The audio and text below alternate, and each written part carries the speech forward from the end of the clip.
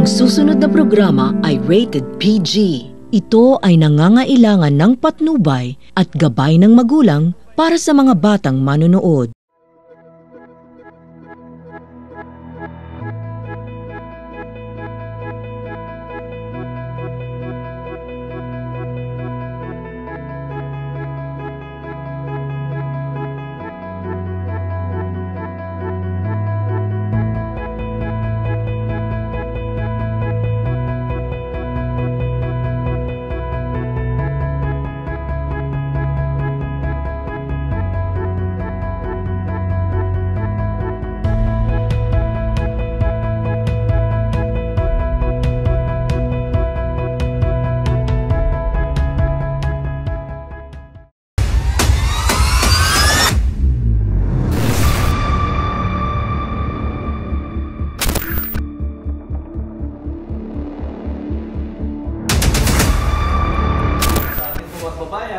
Magpalain po tayo.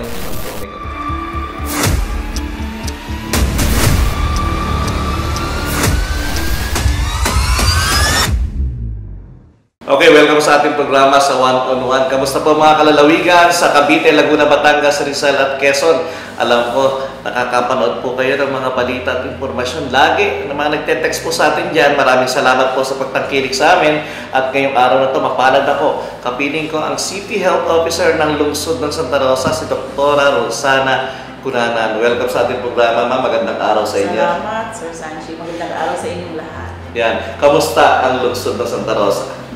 Mabuti naman, sa ngayon, marami tayong mga programa na pinapatupad, lalo sa ating kalusugan. So, tuloy-tuloy naman ang ating mga programa. Sipag din kasi ni Mayor Arlene Arcillas ang partnership nila with Vice Mayor Arnold at ang Sanggunian. Yun ang maganda kapag nagkakaisa ang galaw, ang lahat ng gusto natin gawin, maging maayos yung mga programas na ipinatutupad sa ating lungsod ay maayos. At alam mo, ako'y tuwan-tuwa. Si Dr. Cunanan, nakasama ko na matagal to. Pagdating sa bloodletting, sa Red Cross, lahat ng may gawain, lalo nung during pandemic, talaga nakamonitor po kami sa pamahalaan panlalawigan. Sila naman sa lungsod ng Santa Rosa, alam mo ba, na ang Santa Rosa noon ang unang-unang nagkaroon ng COVID noon, naalala mo, yung one, naku, meron na sa Laguna. Ano reaction mo dito, no, Dr. Cunanan? Actually, nagulat kami kasi nung time na yon, nagkakaroon pa kami ng simulation ng iba't ibang ahensya, iba-ibang agency. So, that same day, nung natapos kami nung hapon, doon namin nalaman na meron kami isang kaso na taga dito sa Santa Rosa. So, parang yung pinractice namin, agad namin parang nagawa ng paraan. So, kami naman ay nakikipag-coordinate din sa ating mga surveillance units. So, sa provincial, sa regional.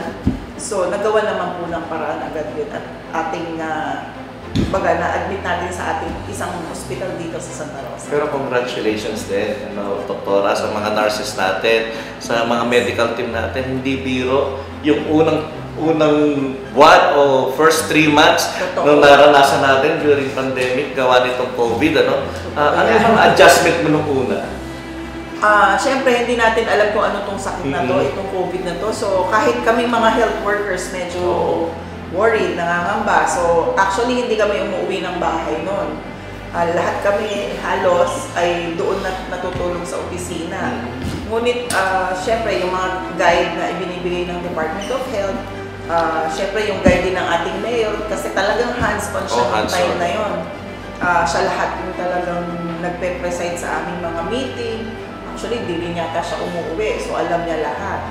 So, isa-isa namin tinawag lahat ng mga agencies kasi nung time na akala namin, siguro 1 to 2 weeks lang, di ba tapos na.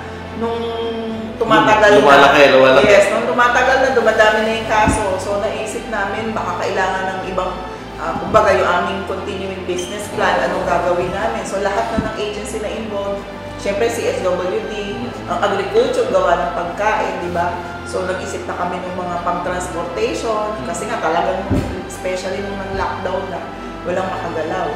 So, lahat yan, naisip namin, lagi kami nag-meeting para alam namin yung pwede namin gawin sa mga susunod pang araw. Yung tanong ko kasi, Doktora, nagka-COVID ka ba? Yes. 3 beses. 3 beses. Diyan ko kayo talo. Beses na. Diyan ko kayo talo. Sa lahat ng swab sa akin ay negative ako. In spite of, hindi rin ako natatakot nun kasi kailangan ko magbisita sa mga ospital. Alam mo yun, yung mga nagkulang na tayo ng mga facilities, nagtatayo kami ng mga additional tent, sinusupervise natin. At yun pa nga, tuloy din yung kampanya ko sa Red Cross doon kasi alam mo yun, Doktora, parang pag walang nagkaroon ng bloodletting tayo, kahit paano, yung supply ng dugo, talagang wala. Mamamatay yung ating mga kababayan, lalo na yung dinadialysis. At naranasan natin lahat ng during pandemic. Ano naging aral nito sa tingin mo, Doktor? Actually, sa tingin kong magandang nagawa ay nagkaroon talaga ng parang public-private partnership. Within Santa Rosa kasi lahat ng ospital ay nakipag-coordinate sa amin, yung mga companies, so yung mga barangays, syempre na-active yung aming barangay health response team. So tulong-tulong ba? So parang mas mabilis ba yung trabaho rin namin na hindi lang kami yung gumagawa. Marami talagang naging sinasabi natin frontliners kasi nung araw parang pag sinabing frontliners, kayo lang sa yun. health lang eh. So ngayon talagang na-prove natin na marami palang frontliners. Tapos yun nga, nung time na talagang parang naging priority kami, pag yung halimbawa kailangan bumili ng mga gamit, groceries, di ba, nagkaroon ng parang health workers day. So, nakatulong sa amin yan kasi talagang nung time na yun, super busy talaga dahil hindi natin alam kung ano yung pwedeng gawin, especially nung nagkaroon ng isang parang outbreak sa isang kumpanya dito, di ba? Eh, syempre, industrial park itong first district. So, ayaw din naman namin parang lahat yan ay kumalat. Fortunately naman ay nakontrol din. I remember yung mga companies nagkaroon din sila ng mga protocols, health protocols, nagtayo din sila ng mga facilities within their companies. Yes. Kaya thank you sa at least ngayon medyo bumabalik na. Although may COVID pa rin, sabi ni Dr. Pagabasbad nung in-interview ko, meron pa rin. Pero ang pag-uusapan namin ni Dr. Kunanan, last question doon, pahabol doon sa COVID, may namatay tayong health workers because of COVID? Meron. Sa probinsya, may ilan talaga eh. May nurse, may doktor na nag-pass away because of that COVID. Pero, syempre, sinasaluduhan natin sila. Sila talaga yung frontliner dito. Sila yung may alam. Pero in spite of that, syempre, nag-iingat din sila. Ngayon, ito naman, pag-usapan natin. At ito ang topic ko, itong pertussis, Doktora. Kwento mo nga sa ating mga kababayan, ano ba itong pertussis na to? Ito ay dating sakit na ito at ito ay kasama dun sa sinasabi nating vaccine preventable diseases, yung pertussis o Tosferina sa Tagalog. So, kalimitan ito na Tosferina? Tosferina. Tosferina. Naalala ko lang pagka yung mga bata, ay, papasukin at mahamog na baka mag-Tosferina. Di ba? Matatanda nung araw. Papasukin na yan at pakain yung Tosferina. Yun yung parang kuubuhin ka. Yung pagdalahit ng ubo, yung pag-ubo ay parang walang katapusan. Doktor. Yes, oo, totoo yan. So, ang una nating makikita dyan ay yung ubo.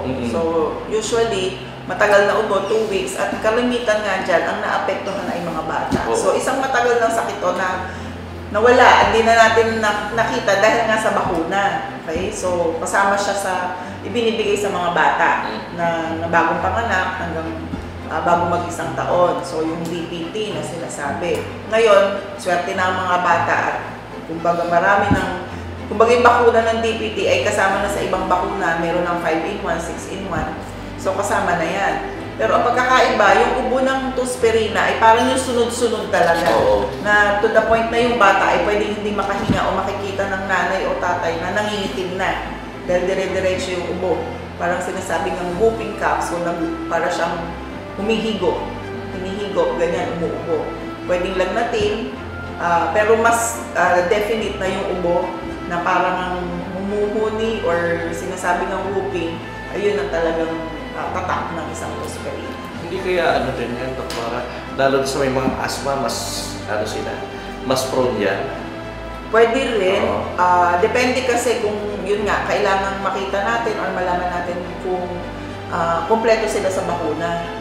Kaya nga iniinganyo namin yung mga magulang na dapat makumpleto ng mga bata ang kanilang bakuna, yung sinasabi nating routine May vaccination. monitoring system ba tayo na itong barangay na to, 50% dito ng bata ay nabigyan na ng mga vitamina na to? Meron namang listahan ang City Health Office. Okay. So, sa ngayon nga, patuloy na nagbabakuna ang ating mga health workers. Nag-house to house sila actually. Uy, huwag kayong Sa matakot pagbabakuna. magpapakuna ha.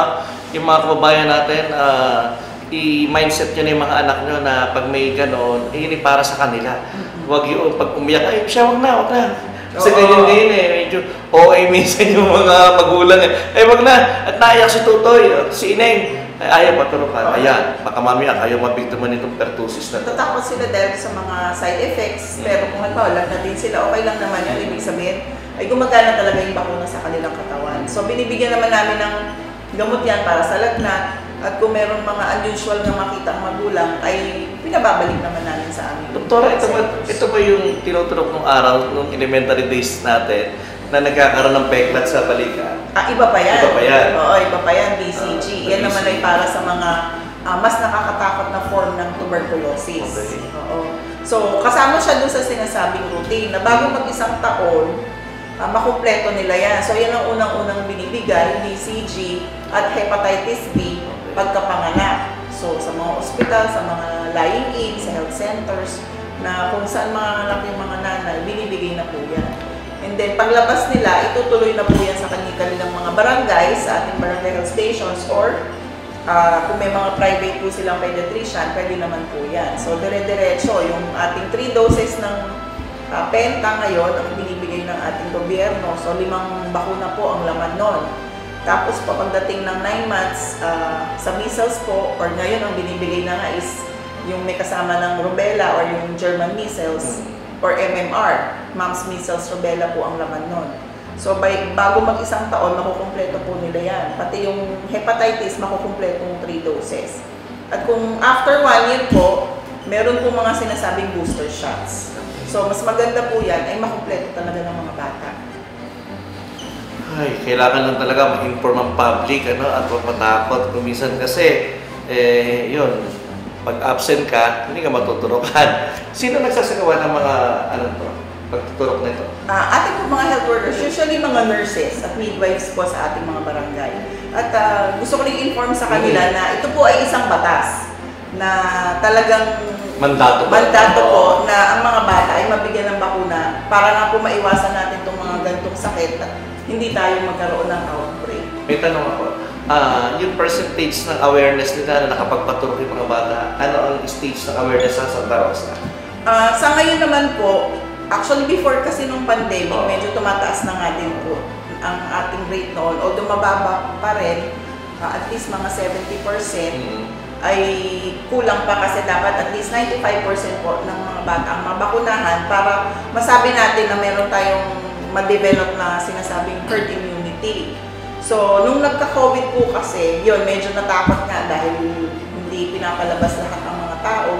So, parang bumaba po ulit yung ating rate na yan. Sa ngayon, kami po ay gumagawa nga ng paraan na magkaroon ng information dissemination tungkol nga dito sa ating mga bakuna. Hindi lang po dahil for the pertussis, pero sa lahat po na may mga available na bakuna na pwede natin pong makuha sa ating mga health center para maiwasan po na magkasakit talaga ang ating mga bata, especially yung 5 years old and below. Doktora, uso pa ba dito sa Santa Rosa yung merong barangay health worker o may nurse na mag-iikot sa barangay, magtatawag, magtuturok, parang house to house? Meron naman po ating mga barangay health workers at tumutulong din po ang ating mga barangay officials. Ayun. Kaya importante po yun. Ma'am, yung pertussis case po dito sa Santa Rosa, ilan na po siya ngayon? Sa ngayon po, meron tayong 16 cases. So yung initial po kasi, ito yung ating namatay na baby. Pero kasi po, late na silang napacheck up or nadala ng magulang para po for consultation. Total po sa ngayon, 16. Yun pong 15 yun. May mga bata po, may mga magulang at mga pinsan, kapatid. Kasi nung time nga po na nagkaroon tayo ng first 2 cases, nagmo-monitor na po kami dun sa mga kasama sa bahay, yung mga na-expose. So, part po ng aming monitoring yan. So, kaya po na-detect kami ng mga adults, yung mga school-age children, na kaya umabot tayo ng 16. So, lahat po yan, yung mga pumapasok sa school, chine-check din po namin yung mga kaklase nila. So, napakaswerte naman po din ng Santa Rosa kasi buo po ang ating sinasabing surveillance team, yung ating city surveillance team, at meron po tayong mga nakakatulong na sinasabi namin surveillance monitoring aids. So may mga kanya-kanya pong assign na barangayan at sila po yung umiikot kasama ng ating mga naka-assign na midwife sa barangay, kasama mga BHWs. So tuloy-tuloy po talaga yung monitoring. Pag nalaman natin may pertussis ang isang area o isang bahay, hindi naman to kagaya ng COVID no, na kinokordon o hindi naman. Binibigyan lang natin sila ng syempre mga precaution, mga information na dapat parang din nung COVID, basta may ubo, sinasabi natin cough etiquette, syempre huwag kang uubo sa harapan, takpan mo ang iyong bibig, or pwede ka pa rin magsuot ng face mask. Yun, mahalaga po yun. Kaya kayo, kung meron lalo yung mga bata, sa panahon ngayon, napakainit ng panahon, doktora. Ayan, isa pa yan sa nagiging problema natin. Kamusta dito sa Santa Rosa? Nakikita natin na parang isa sa pinakamainit sa Laguna ang City of Santa Rosa.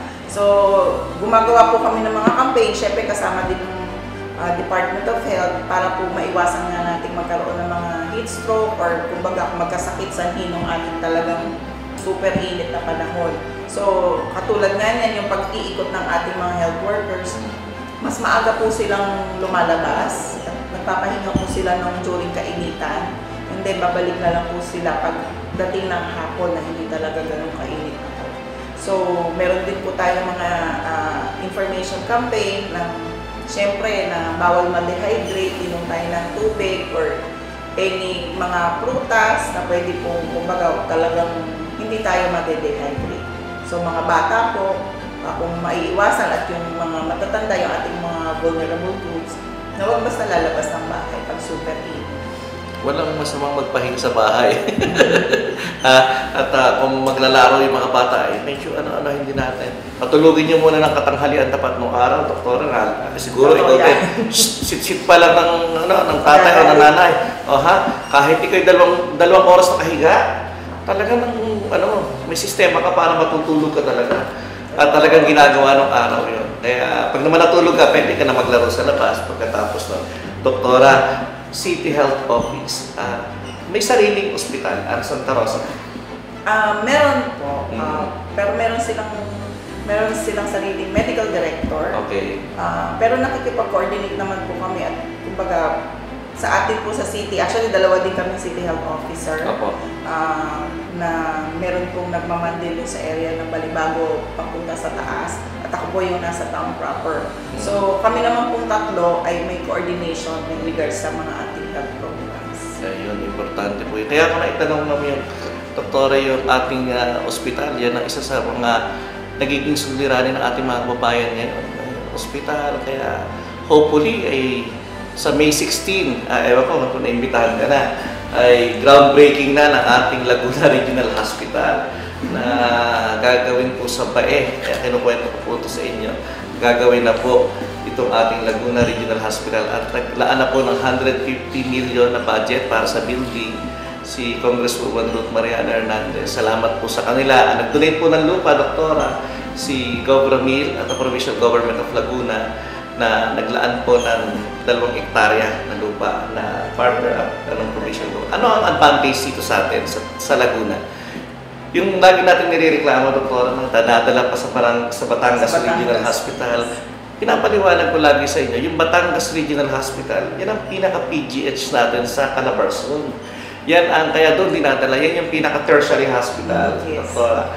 So, sana maintindihan ng mga kababayan natin, natawag lang na Batangas Regional, pero talaga ay regional hospital. Kaya abangan nyo, magkakaroon na tayo ng sarili sa Laguna na tatawaging Laguna Regional Hospital. At mga kababayan, hindi na kailangan dumayo pa sa PGH, sa National Health, sa Batangas Regional. Dito pa lang, matatapos na yung problema natin dyan.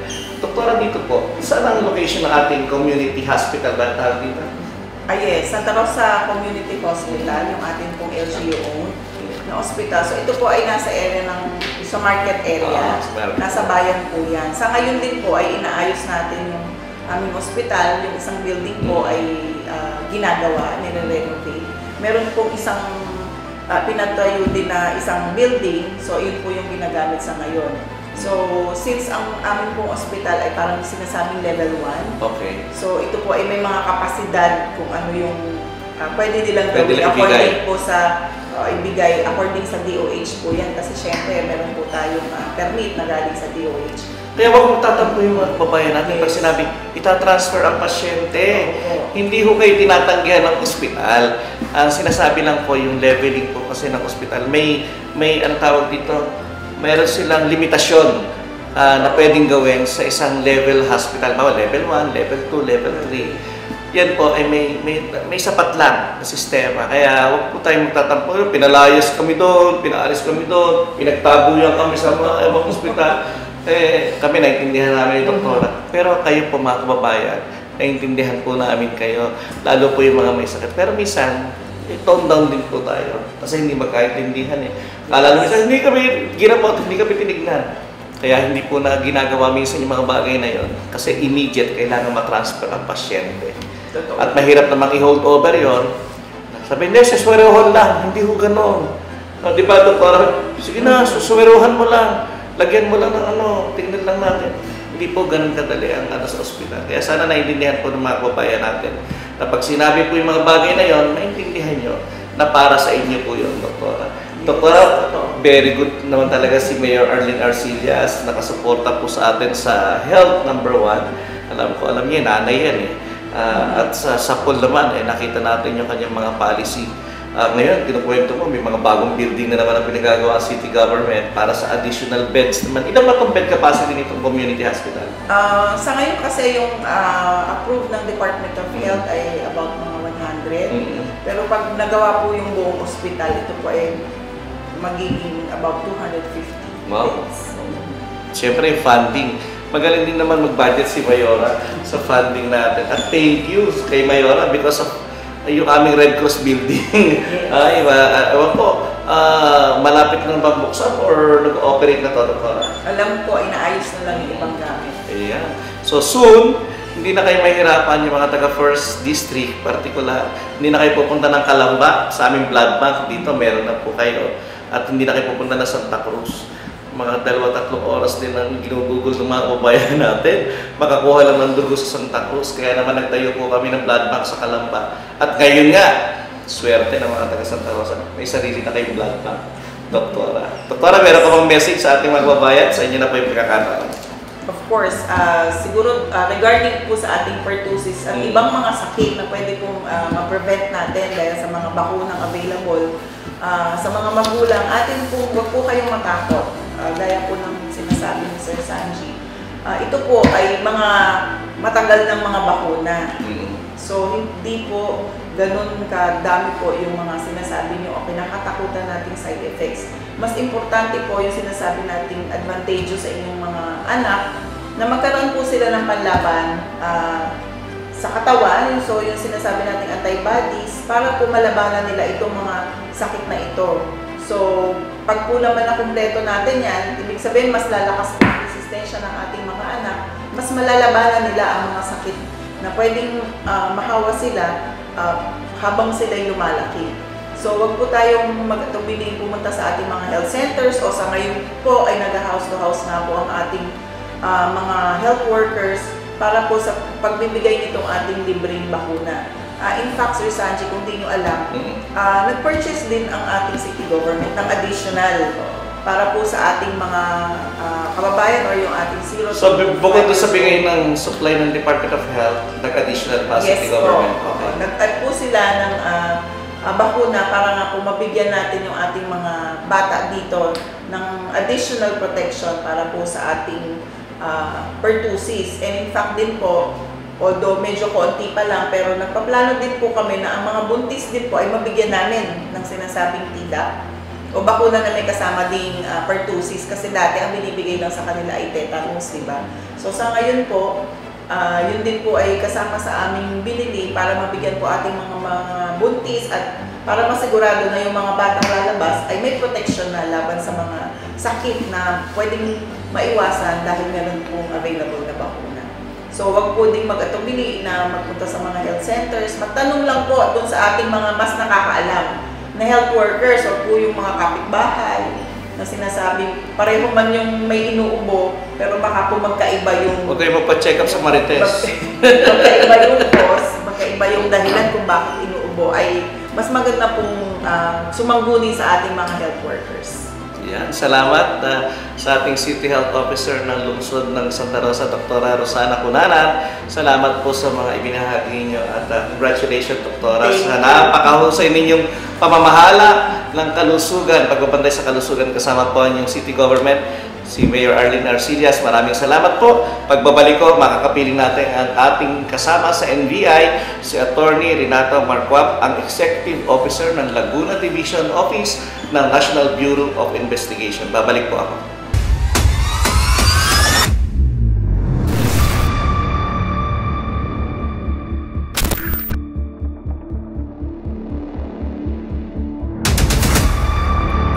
Sa ating mga kababayan, magpalain po tayo ng Omega.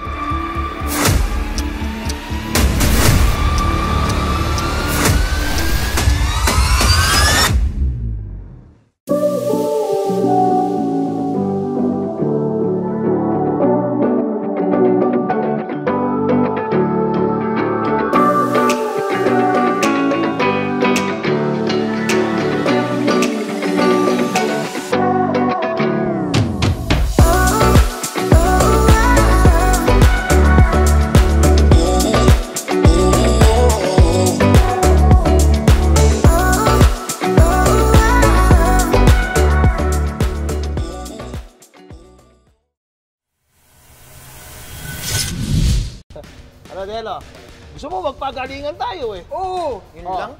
Alam mo ba kung ano mga features itong Bajaj? Oo naman. Ano? Meron tong handbrake. Meron tong hydraulic tandem brake.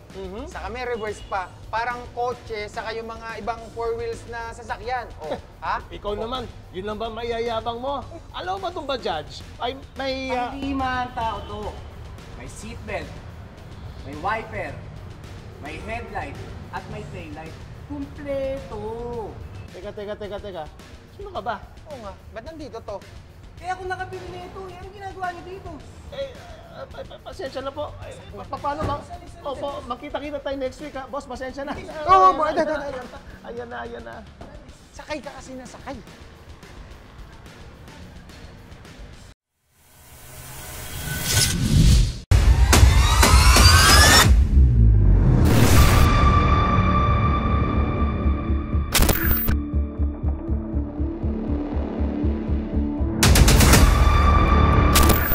Kababayan, magpalain po tayo ng Omega.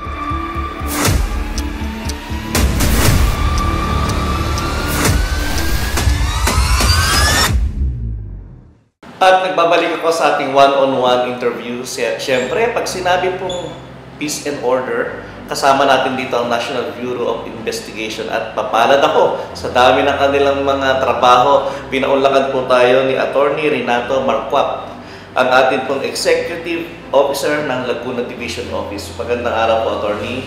Magandang araw din, Chris. Magandang araw din sa ating mga nanonood at tagapakinig. Kamusta po ang NBI Laguna? Okay naman ang NBI Laguna. Nakakapag-perform naman tayo ng ayos. Although maganda naman dito sa Laguna dahil hindi naman ganun kataas ang ating crime rate. Po. Kaya hindi naman ganun masyadong loaded tayo sa mga trabaho. Alam mo, pag naalala ko yung NBI clearance na pag-usapan namin ni Attorney kanina, kasi nung araw talaga pupunta ka pa ng Manila para kumuha ka ng NBI clearance, talagang pipila ka ng mahaba, naalala ko noon. Kasi kakailanganin ko sa pasaporte, kailangan mo kumuha ng NBI, hahanapin talaga yung record mo. Sir, ngayon, ano yung bagong teknolohiya pa ng NBI? Actually, maganda ngayon kasi nabanggit mo nga nung pupunta ka pa ng Manila. Nung nagkaroon tayo dito ng Laguna District Office, ang NBI clearance lang dito sa Santa Rosa. Kung meron tayo nun sa San Pablo. So malayo pa rin. Ngayon, maganda yung naging policy din ng ating pamunuan sa NBI, ikinakalat na ngayon yung mga NBI clearance satellite offices. Kahit saan makakakuha ka ng NBI clearance, meron tayo sa mga mall, meron tayo sa mga bayan ng bawat lungsod. Katulad dito sa Laguna, meron tayong 6 o 7 yata NBI clearance center. Tapos online lang sila, no, sir? Oo, online na ngayon. Parang ka nagpapabook na para magbabakasyon ka, magpapabook ka kung kailan ka pupunta sa pagkuha ng clearance. Sir, ito mas pinatibay ng NBI yung mga sistema yan para maging convenient sa ating mga kababayan. Tama. Di ba po? Okay. Yung tinatawag nating nahihit sila, may kapangalan sila, attorney, pakikwento nga kung paano ginagawa dapat dito. Actually, hindi kasi may iwasan yung magkaroon tayo ng hit clearance. Okay. Dahil alam mo naman, medyo mahigpit tayo pagdating sa pagproseso ng NBI clearance. Dahil iniiwasan natin na yung mga may kaso ay makakuha ng NBI clearance. Kaya yung mga may hit clearance ay nagre-register yan sa ating system. Kaya hindi nila agad nakukuha yung kanilang NBI clearance. So may schedule pa sila for interview para i-verify natin, alamin natin kung siya ba yung tao nito o hindi naman natin sila pinahihirapan. Kasi na-determine naman namin kung siya ba ito o hindi. Attorney, na-hit ako, halimbawa, na-hit at ikaw on the spot, may kaso ka palang murder. Ano ang ginagawa sa yung ba'y iniimbitahan agad o dinidetain siya? Paano nagiging policy po natin? Siyempre, nando na, nasa akto na eh.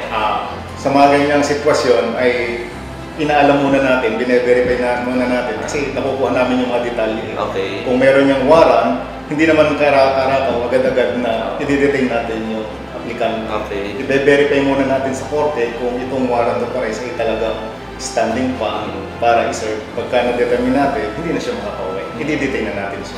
Pero kalimitan na kumukuha ng clearance, alam nila na ma-clear sila kaya nga clearance eh. Meron mga nagbabaka sakali kasi po. Meron kasi halimbawa yung criminal na commit nila ay nasa ibang probinsya. Okay. Ine-expect siguro nila na hindi sila mag-register dito kaya nagbabaka sakali sila. Yun, kaya mag-iingat pa rin po tayo. Hindi kayo makakalusot sa NBI. National kasi yung scope natin. Ang record natin is yung scope na is pang buong Pilipinas. Hindi to Provincial Bureau of Investigation, National Bureau of Investigation. Kaya lahat sa sulok ng buong Pilipinas ay malalaman yung mga detalye nyo kung ano po ang pagkatao natin. Ayun, napapag-usapan lang po natin, ilan lang po yun. Attorney, yung pong Cybercrime Prevention Act, pag-usapan nga po natin. Ito po kasi ngayon yung parang nagiging malaking krimen pagdating po dito sa cybercrime. Pakipaliwanagin nyo nga po yung mga audience natin about sa batas na to. Meron kasi tayong batas na tinatawag na Cyber Prevention Act o yung tinatawag na Republic Act 10175. Dito ay tinatalakay kung ano-ano ang mga klase ng krimen na nakukomit through cyber.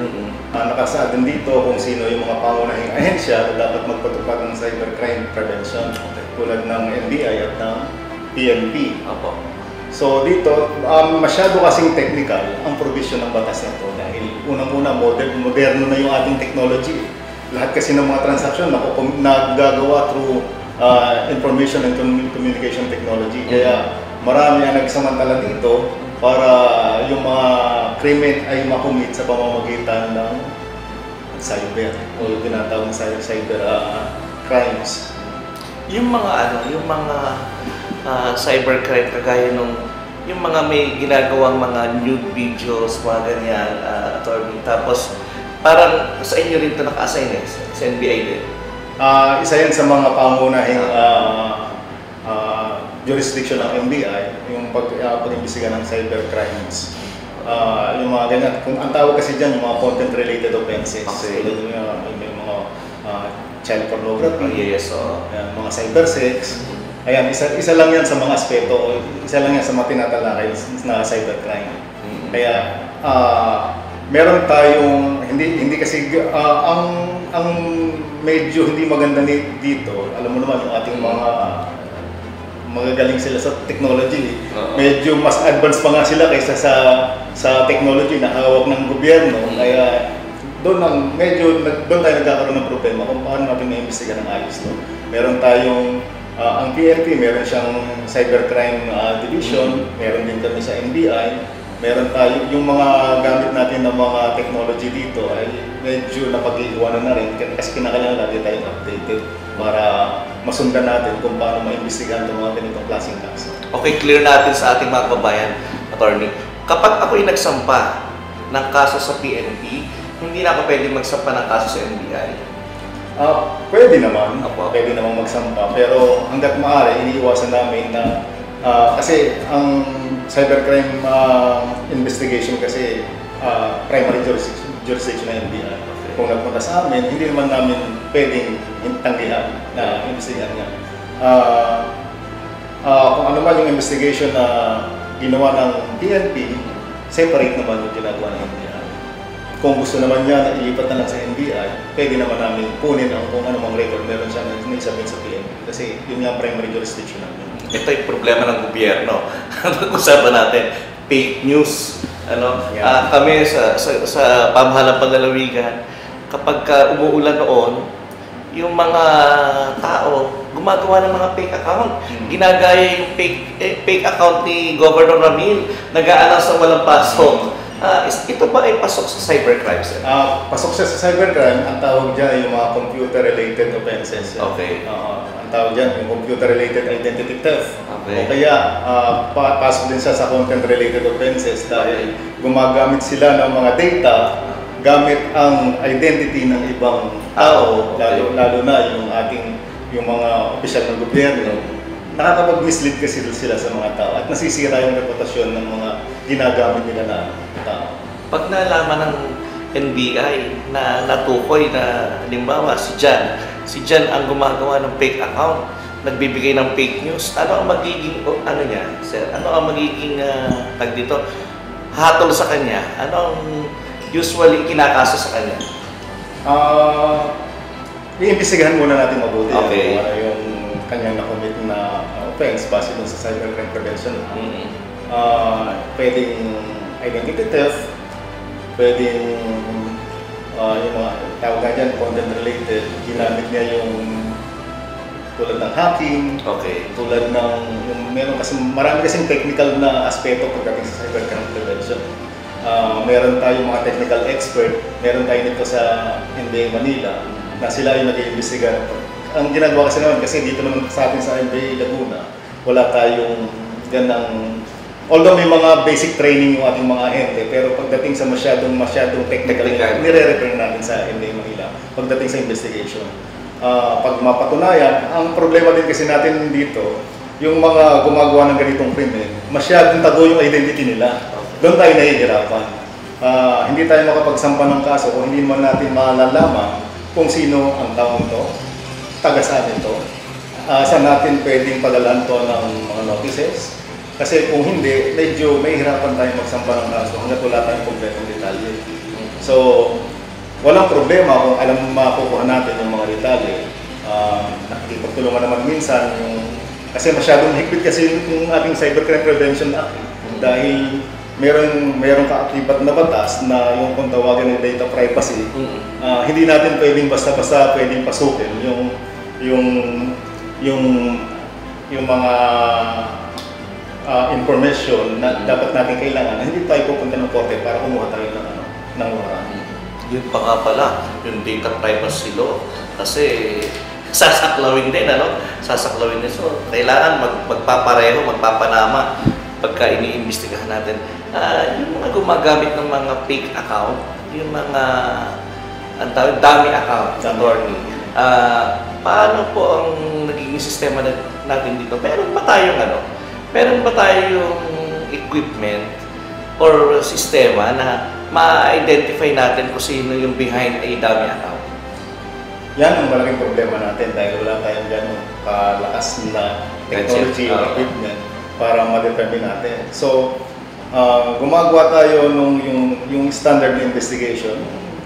Kung tawagin natin na diskarte, para magkaroon tayo ng pagkakataon para malaman kung sino ang nasa likod nito.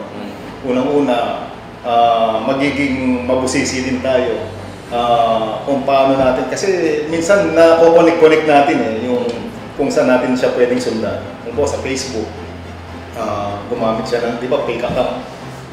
Tinitingnan natin kung sino-sino o kung kanino siya nakikipag-interact. Sa pamamagitan nito, yung kung kanino siya nakikipag-interact, aalamin din natin kung kumbaga parang networking. Hanggang sa kung pwede natin siya makonek. Pagka nagkaroon tayo ng pagkakataon, minsan ginagamit natin na kung sakali, ma-lure natin siya na makapag-send sa atin ng information via email.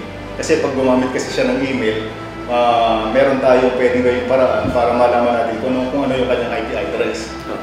Sa ganung pagkakataon, sa ganung paraan, pwede na tayo, pagka nakasend natin ng kanyang IP address, pwede na kami pumunta sa korte para mag-apply ng warrant, cyber warrant, para makakuha kami ng informasyon mula sa anong tawag dyan, yung provider, tulad halimbawa ng Smart o kaya ng Globe, para ibigay sa amin kung ano yung specific IP address niya at kung saan namin malolocate yung address. Attorney, pag napatunayan na siya ay nagkasala sa mga gantong maling gawain, ano ang parusa dito? Ang parusa kasi depende sa kung ano yung offense na nakomit mo under the Cybercrime Prevention Act. Nagre-range siya ng mula prison mayor hanggang pinakamataas na parang hindi lang ako sigurado, reclusion temporal na may kaakibat na fine, ang tawag multa, na nagre-range ng mga 200,000 hanggang 1 million pesos. Pero available to? Tulad ng mga ibang offenses, merong mga available. Okay. Pero kung ang nakomit mo ay yung mga non-bailable offense, kasi ang malawak kasi yung cybercrime, lahat ng klase ng krimen, pag ginamitan mo ng ICT, gumamit ka ng devices, ikaw ay parurusahan din dun sa Cybercrime Prevention Act. Ibig sabihin noon, kung ang nakomit mo halimbawa ay rape, gumamit ng computer devices para makapangbiktima ka ng tinataas nga yung penalty ng 1 degree higher. Okay. Kaya doon pa lang, yung rape pa lang, pagka ito ay halimbawa ay statutory rape, yung ngayon kasi medyo mataas na yung edad nung crime ng rape, pagka parang 16 hanggang 16 ay statutory na, non-bailable na kasi yun eh. Kung yung pinaka-primary crime ay non-bailable na yung offense under the Crime Prevention Act. Maliwanag sa ating mga kababayan yun, napaka-informative ng ating kwentuhan, attorney. Kasi kung minsan yan ang nagiging problema din sa mga paaralan, nagiging biktima yung mga estudyante natin, yung mga teachers natin, at mga politicians ngayon, daming fake account, mga dami account na nagagawa, lalo may mag-election. Attorney, marami kayong tiyak na matatanggap na reklamo na may ganito, may ganyan. Paano natin hinahandle yan, attorney? Halimbawa, may biktima ako ng ganito. Ano ang unang step na dapat gawin nila? Meron kasi tayong, unang-una, siyempre, magpunta tayo. I-report natin yung kung ano man yung naging biktima ka ng cybercrime. I-report natin sa pinakamalapit, kung saan ka pinakamalapit na meron tayong PNP, or kung nasa NBI. Kasi ang PNP naman meron din siyang cybercrime division. Meron din silang paraan kung paano mag-imbestiga ng Although may mga marami pagkakataon, lalo dito sa Laguna, galing na sa PNP, binabato sa amin ng PNP. Dahil masyadong technical yung investigation. Kami naman, binabato din namin sa aming cybercrime division. Kasi yung mga aspeto na masyadong technical, sila yung nag-assess, sila yung nag-evaluate ng para malaman kung pwedeng ma-determine kung mayroon tayong pwedeng kasuhan. Yan, i-report nila para magkaroon din tayo ng data kung gaano ang statistics ng mga nabibigyan ng Ang pinakamarami kasi dito, yung fraud, cyber fraud. Alam mo naman, siyempre, yung ating mga kababayan, gusto natin kumita na hindi na tayo naghihirap, di ba? Kung gusto natin yung pera natin kusang kumita. Kaya diyan maraming nabibigyan sa cyber fraud. Ilang bagay na lang, attorney. Extortion sa internet, sa social media. Naging mag-girlfriend, tapos naghiwalay, tinakot yung babae, may mga videos sila. Kanina sila pwede magsumbong? Punta sila sa atin sa NBI kung saan man sa o kung dito sa Laguna, punta tayo sa NBI Laguna District Office dito sa Santa Rosa, Laguna, para makapagsumbong. Kasi marami na kaming kaso na hinandle na ganyan. Actually, just recently, meron kaming naipakulong. Ganyan, tulad ng kwento mo, ganyan.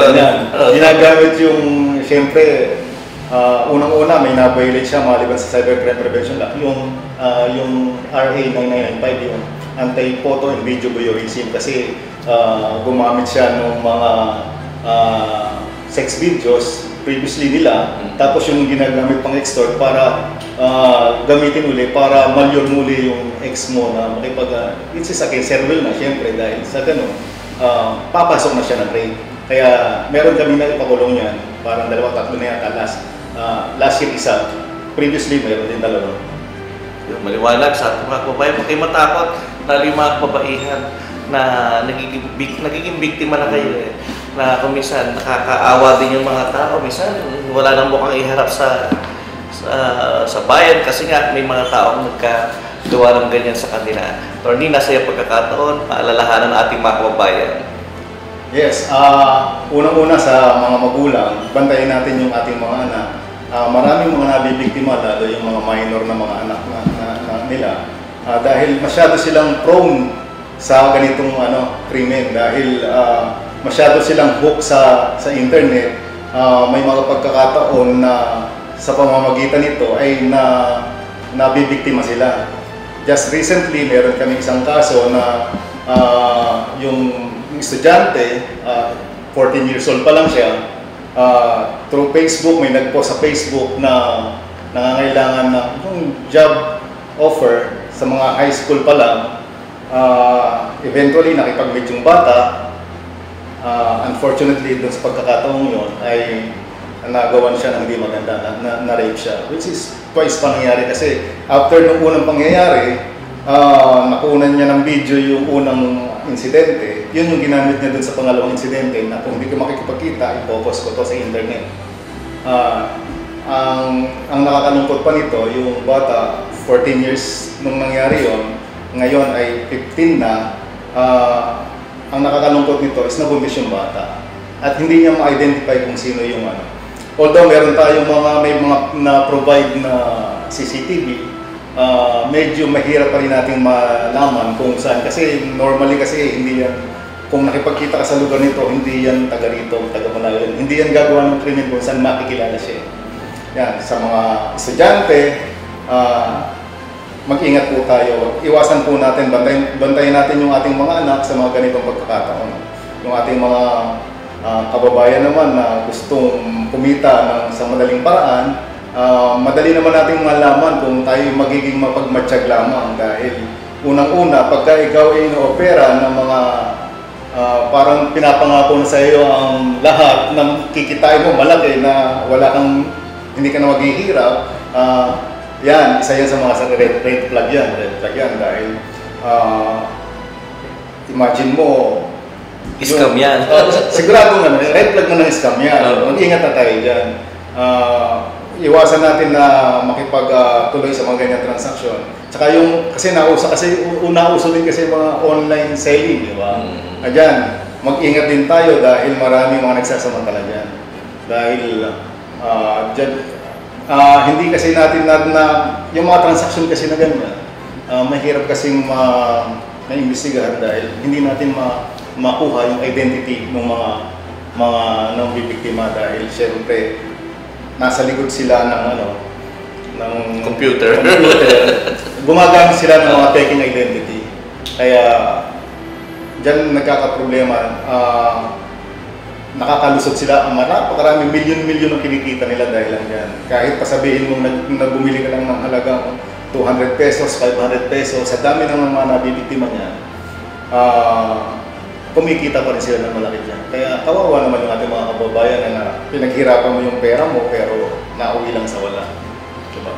Yeah. Naliwanag po yung mga paalala ni attorney sa atin mga kababayan kaya kung tayo po ay may kaduda-duda rin through internet, through Facebook, no? Huwag tayo basta think before you click din attorney. Kailangan matuto rin tayo maging responsible na user ng ating mga account at yung pagpapalit. Gaano ka-importante, attorney, yung nagpapalit lagi ng password?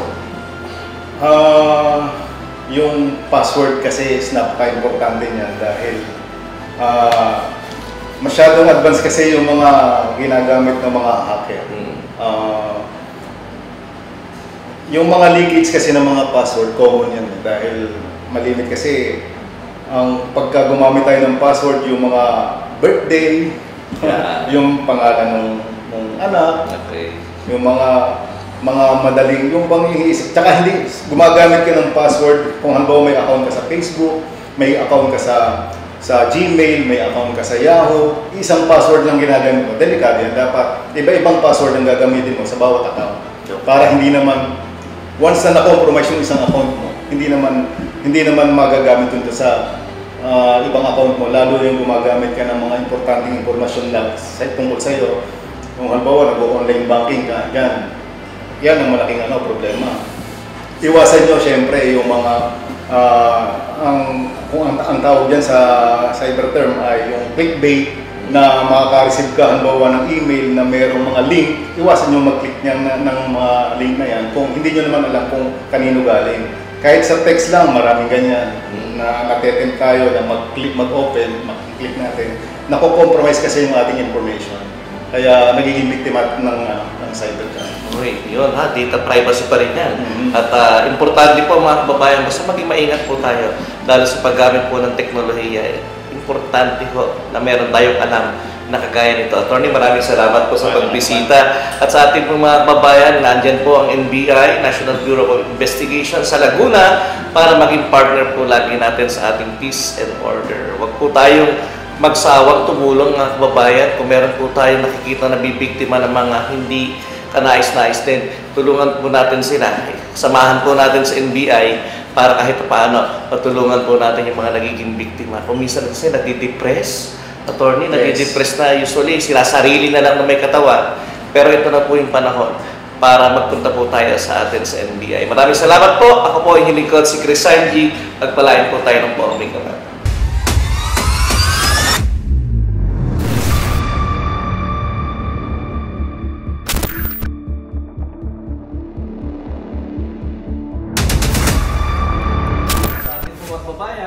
Pagpalain po tayo ng Porbing Kabat.